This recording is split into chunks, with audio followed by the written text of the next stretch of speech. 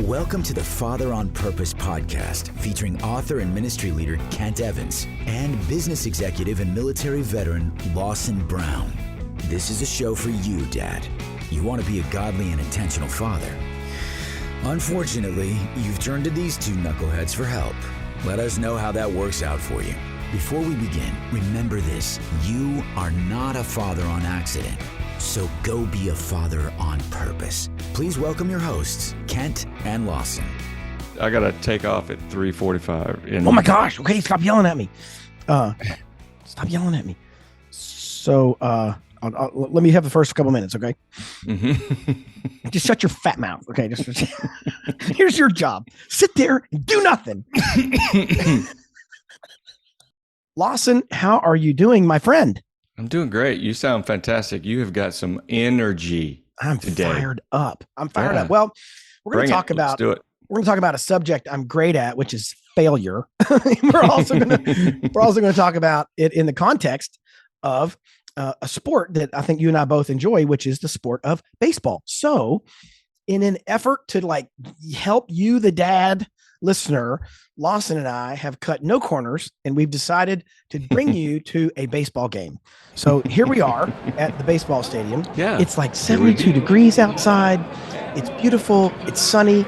There's just a few little wispy clouds in the air. It's an afternoon game, and the home team is going to win on a home run in the bottom of the ninth. We just know it. We can feel it. And so we're sitting here with our peanuts and our Coca-Cola, and we are excited about today's game.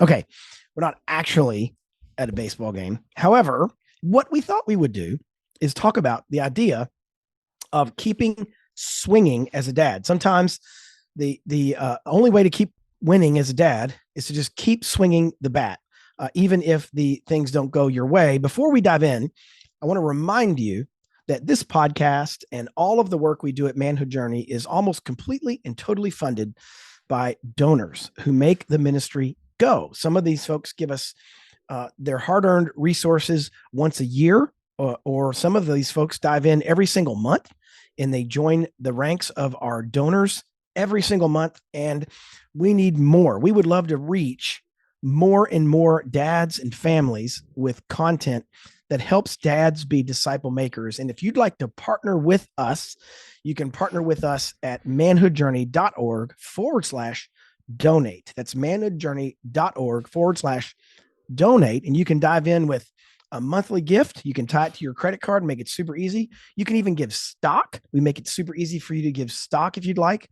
If your portfolio has grown, hey, avoid capital gains for everybody and give your stock to a nonprofit. Nobody pays capital gains. So if you'd consider partnering with us financially, we would be so grateful, and we would try to be great stewards of that money so we can reach more dads and families. So Lawson, I have not gone to a baseball game in probably a couple of years, but just last weekend, just a few days before recording this episode, I went to college baseball game in my hometown. And late in the game, the home team lost, by the way. I was bummed out. U of L lost. But late in the game, right when we needed a runner on base, there was a batter who I remember, he fouled off about 12 or 13 pitches right in a row. And for the baseball connoisseur listening to this podcast, you know that is sometimes a terrific approach to an at-bat. You're wearing the pitcher down.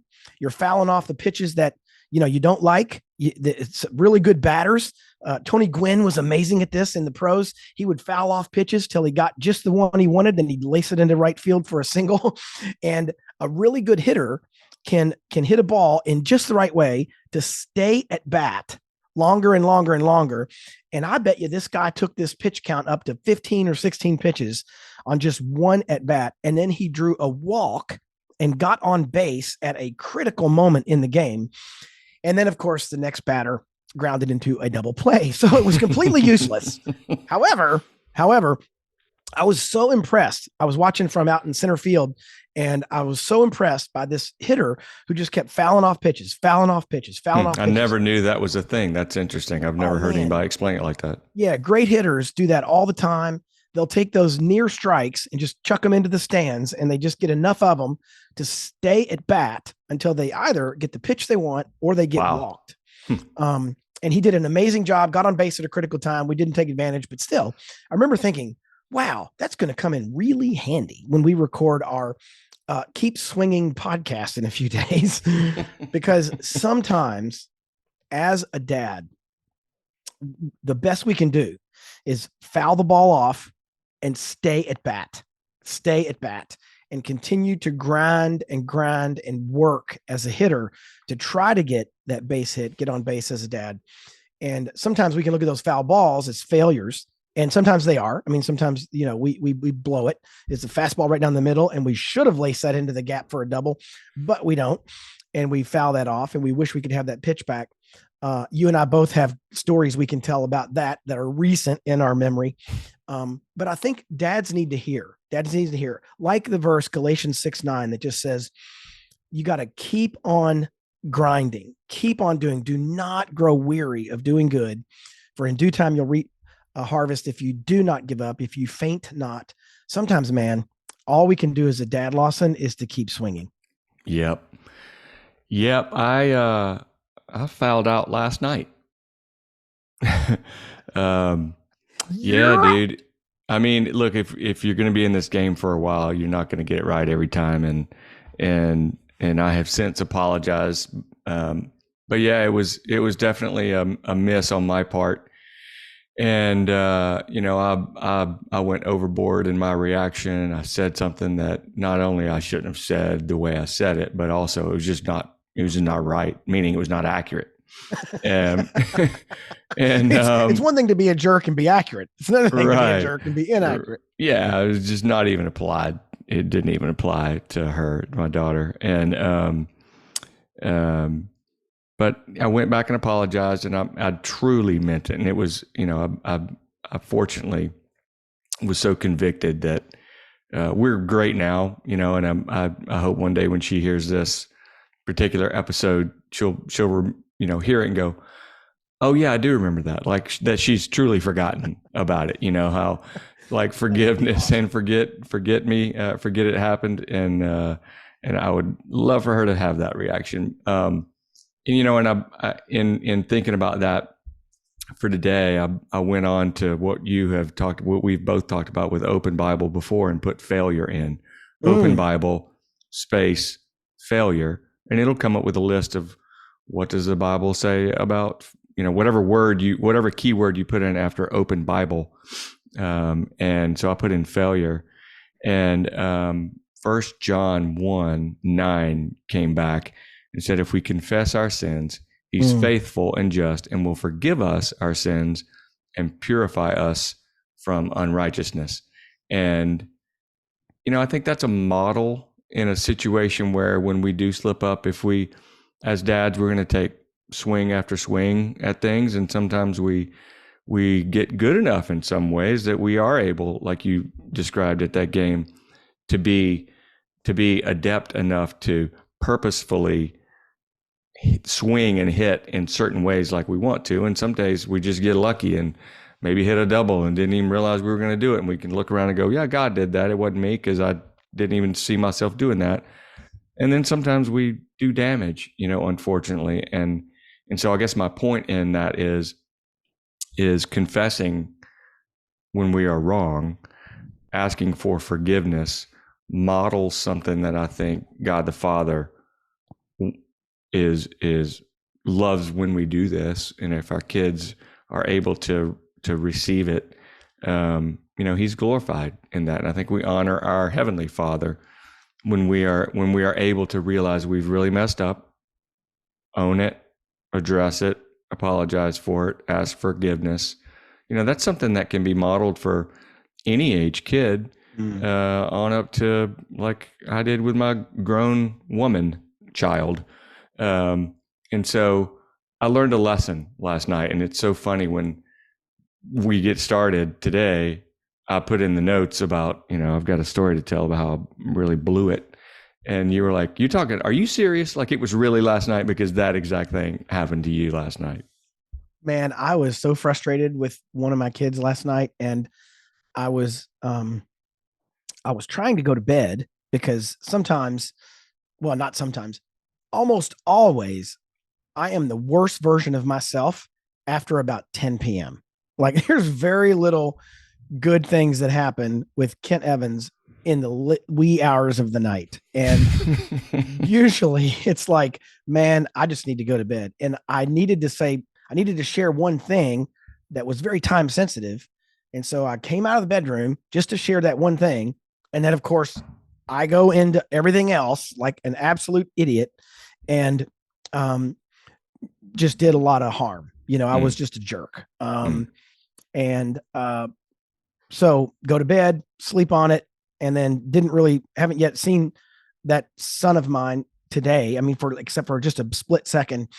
And so have had no real opportunity to apologize yet, but I will tonight. Like at the recording of this, I'm within 2 hours of sharing an apology.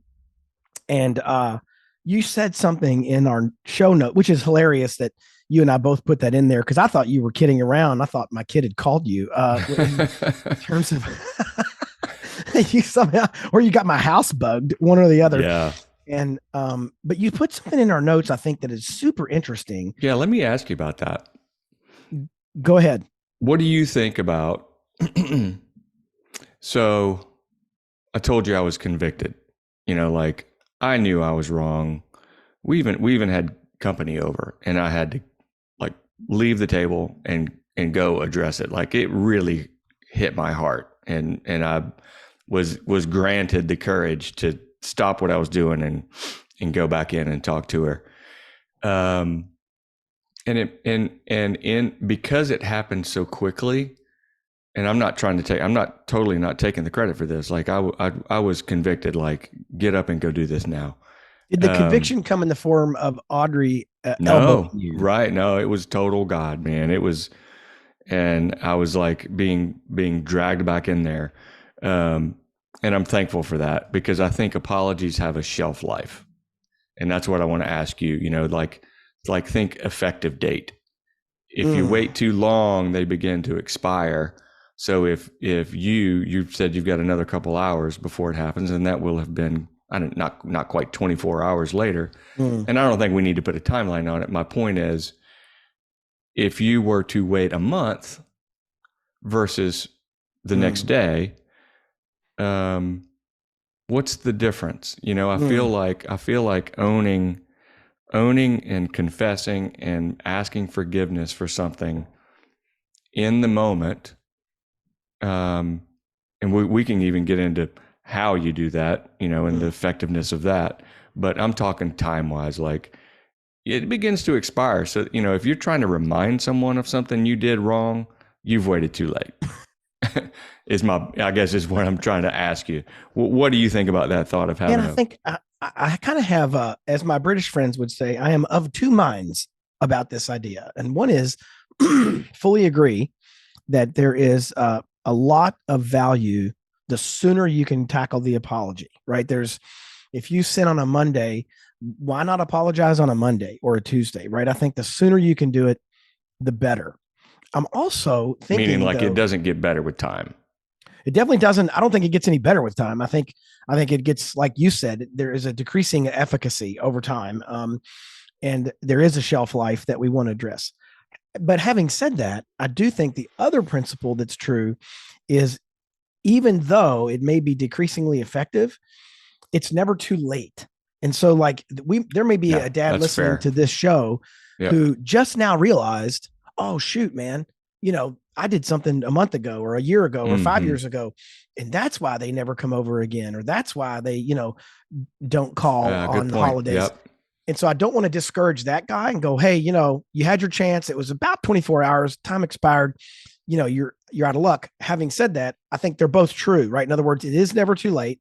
But at the same time, if you're a jerk at 10 o'clock and you realize it at 10:30, don't wait long to apologize, right? Let's get that taken care of, because you will find that you can clean out those relationships, and you can reestablish fair play and forgiveness much quicker the sooner you tackle it. Yeah. And the other thing I thought of, I don't think this episode is about when dads strike out all the time. I want to talk about when we can make a nice hit repeatedly, and not, I don't think, go for a fatherhood homer all the time. We're not out here trying to hit a home run all the time. Just like in real life, just like in real baseball, there is a real strategy, like you described before. I didn't even know there was such a thing as purposely fouling out, until you get the right pitch you're waiting on. But unless I guess they go on streaks where it must feel like they just hit home run after home run. But most of the time, most batters are striking out, maybe getting a single. Like the stats are not many times over and over and over. Players continue to just walk up there and smack a home run, and they know that, and so Right. and so they offer themselves forgiveness that they didn't go hit a home run at every at bat. And I think as dads, let's talk about maybe what is a fatherhood homer, single, double, and really kind of ground ourselves pragmatically in what we can expect. Well, I think one you've already addressed, and that is apologizing. I think that for most of us, apologizing is like a grand slam. And partly because it's hard. Yeah. Those things are it can be hard. Also because, grand slams aren't that common. And if you find yourself apologizing every hour and a half, there may be other issues. Maybe, so yeah, there may be some other issues there if the apologies are super frequent, but it may be every other day or every week or every month. Something happens and you're like, man, dad was out of line. I was a jerk. I was hateful. I was angry, or whatever it was. And I think that the apology carries a lot of weight because it is, hopefully, relatively speaking, infrequent. And so by contrast, I remember one time I was at a baseball game and I literally did see, no joke, a walk-off grand slam, bottom of the ninth, 2 outs, full count. No joke. Like I remember this clearly. Cincinnati Reds against the interleague game, Cleveland Indians years ago. And Adam Dunn literally hit a walk-off grand slam home run, bottom of the ninth inning. It's probably been, 20 years since I saw that happen. And I can still remember it. Like I could actually go find the video. I have it on video. No joke. And all that to say, that's pretty rare. Like you don't see that happen very often. And so part of what marks it in the mind and the heart of our kids is its rarity. I think apologies can be grand slams. I think listening well can be a grand slam, or at least can be, a good stand-up double. Right. My wife was not kidding me. There was no joking about it. She was reminding me that sometimes when my kids are talking, I literally will say this, like I will hold my hand up and go, shorter story, get to the point. Like I literally will say that out loud to my own children. And my wife was kind of like, you run like a fatherhood ministry and you do like a podcast about, things dads could do effectively. So you might want to consider actually not being a jerk to your own children. But yeah, there are times when I'm like, hey, let's go. Come on, move it along. Come on. And my wife reminds me, hey man, there's a day coming when your kids will physically be gone, or they will have lower and lower interest in telling you the stories of their lives. True. As mundane and boring as they are, then there was a pencil and it fell in the cup and you're like, okay, let's go. I got to do something about this, And for me, my impatience, the home run I can hit, or at least again, a good solid double, is just shutting my mouth and listening really well. Mm-hmm. Yeah. A good single to me, and one that I would love to just repeatedly hear the crack of that bat and know that I'm getting better at hitting consistent singles, is active prayer for faithful integrity, as an example. And so what I mean by that is that I am actively prayerful that I actually have integrity in my faith that my kids can witness. Wow. Wow. Yeah, man, that's a good one. That's a good one. I think you put in our show notes one of the ways we can get a great win as a dad, a solid base hit, is anytime we openly respect our wife. If you're married, and I know most guys are married, maybe you're even divorced and it's harder, but you obey that same command anyway, where you like, we had your pastor on not long ago, and he talked about the time when your former pastor, when his parents were separated and divorced, and the dad just took the high road, man. He did not badmouth his former wife. And I think that's really powerful. But most of us listening to this show are married and are, we still have kids in the home. Man, there's almost no replacement for me telling my boys, you got an awesome mom. You have you should thank your lucky stars that you have the mom that you have, because she is amazing. Or even if I just thank her for something simple, like, man, honey, thank you for dinner. This was amazing. So delicious. Or something simple. Right. I want my kids to hear ringing in their ears that dad respected mom and that dad was grateful to mom and for mom. Mm-hmm. Even when mom didn't do it right or messed up, and there's an opportunity. I would agree with you in theory. My wife has never done anything wrong. Right. I just want to go on record. Hey, April, hope you're listening to that part. That Kent wanted to make sure that I got in there so that he could say that. What I mean is, wives are people too, and we all make mistakes. We're all out here doing our best, but sometimes when mom has done something wrong or embarrassing or snapped at the kid, your job as a dad is not to highlight that. Your job as a dad right. is to help mend it, cover it, fix it, whatever. But don't call her out on it, and definitely don't do that in front of the kids, where it's disrespectful in some way, or making fun of her, even sarcastically, as a sort of a joke in front of your kids. We got to be very careful with that, because we dads carry our words matter, and if we are not careful with those words, you can do damage even when you're trying to be funny, and that's just not respectful. Man, isn't that true? That's so true, man. You remind me, Lawson, of a verse. I had to go quickly look it up, but it's Proverbs 19:11, and it says, "A man's insight gives him patience, and his virtue is to overlook an offense." English Standard Version says it is his glory to overlook an offense. And you think about the greatest offense overlook of all time was Jesus on the cross saying, "Father, forgive them, for they don't know what they're doing." Like, that's the penultimate overlooking of an offense. And we've got to put that same behavior in practice in our families, where there are times when, things don't go exactly right. And it is our glory.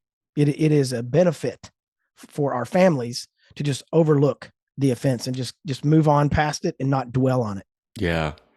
I love what you wrote about sending our kids to other people.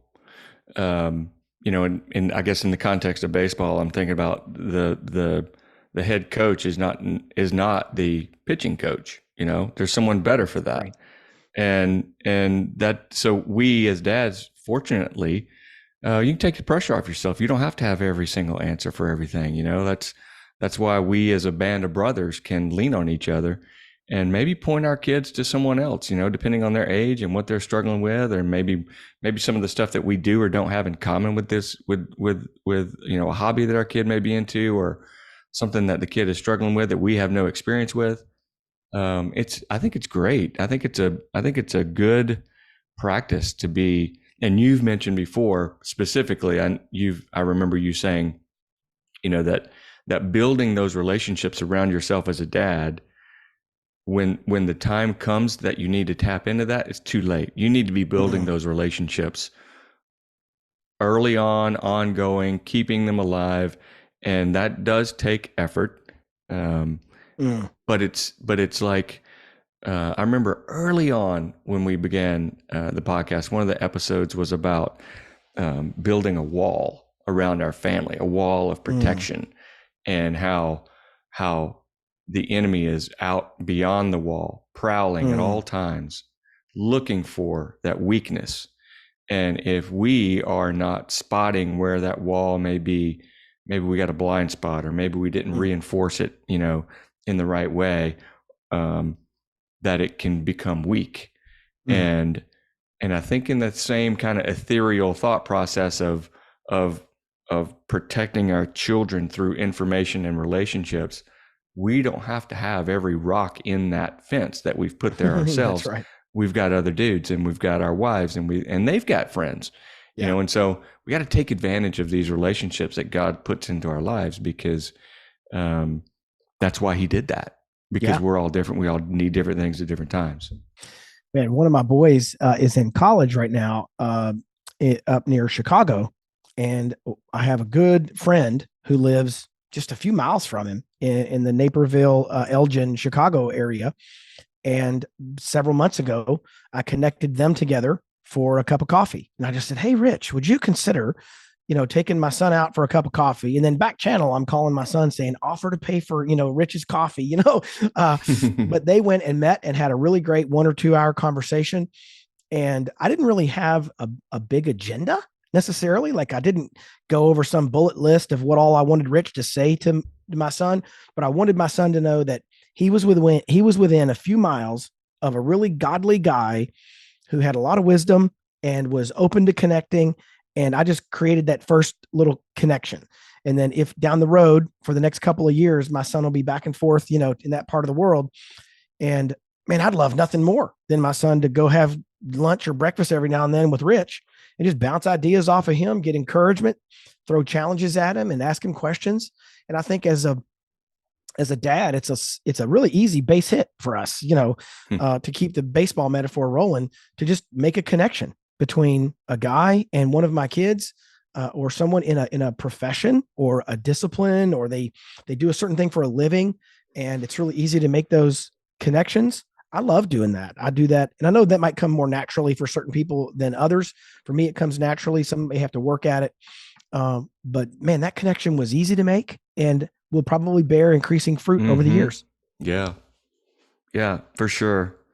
I'm considering how we do this, how we practice. There's a lot that goes into fatherhood, and there's a lot coming at you as just an individual dad.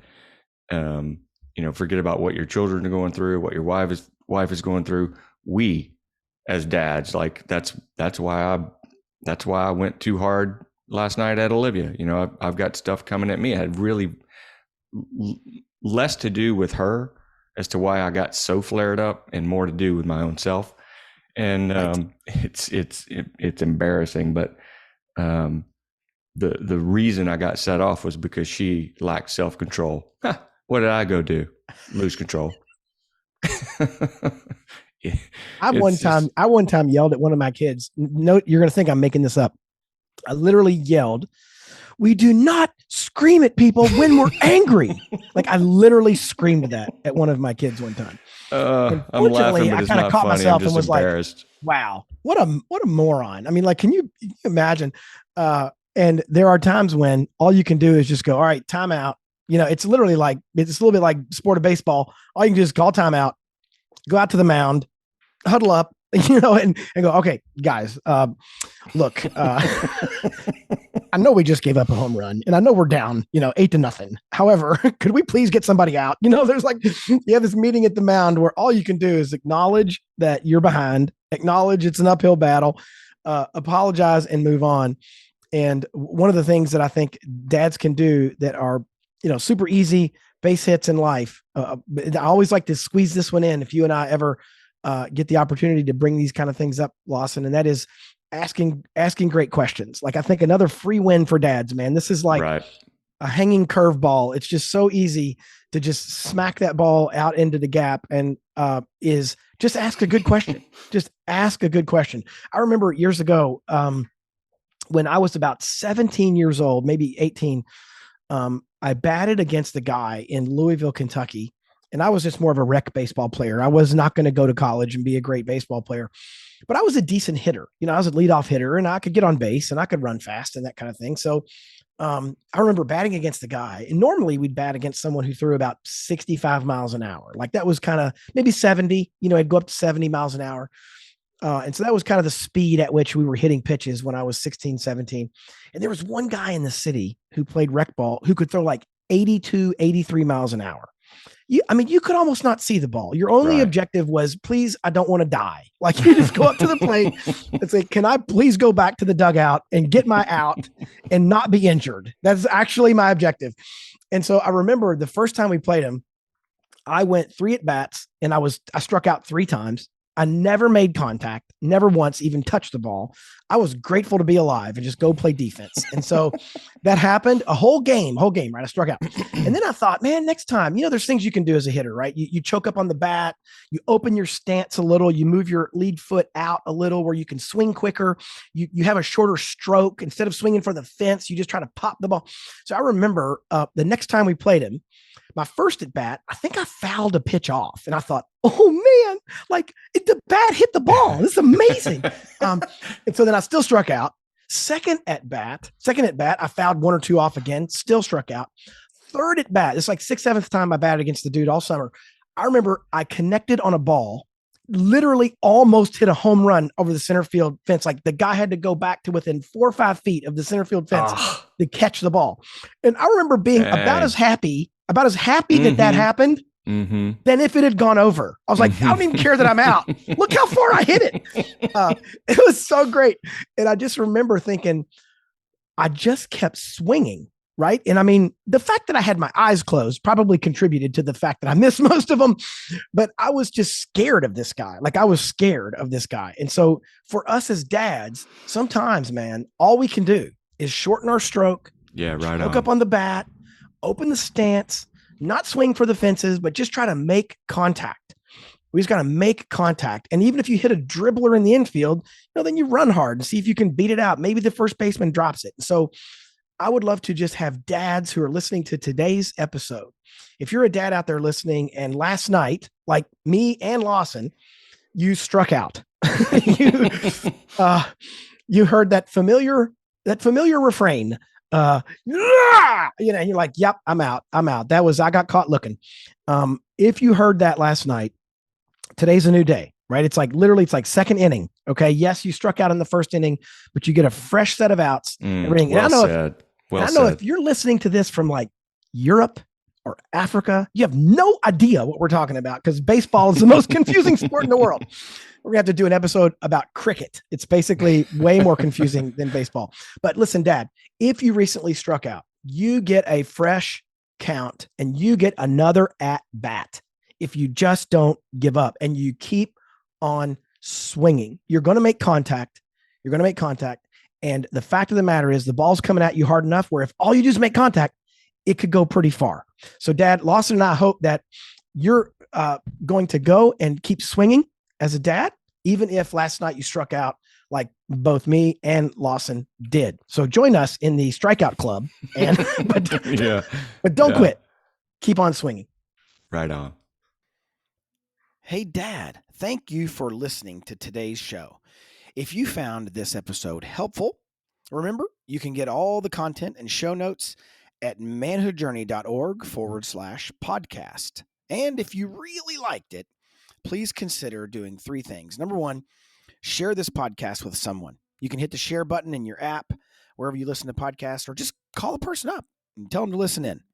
Number 2, subscribe to this podcast so you get episodes automatically. That helps us as well to help dads find the show. You can do that through your favorite listening app, whatever that is. And finally, review this podcast. Leave us a review, good or bad, wherever you listen. Those reviews also help other dads find the show. You can always learn more about what we're up to at manhoodjourney.org or fatheronpurpose.org. We will see you next week.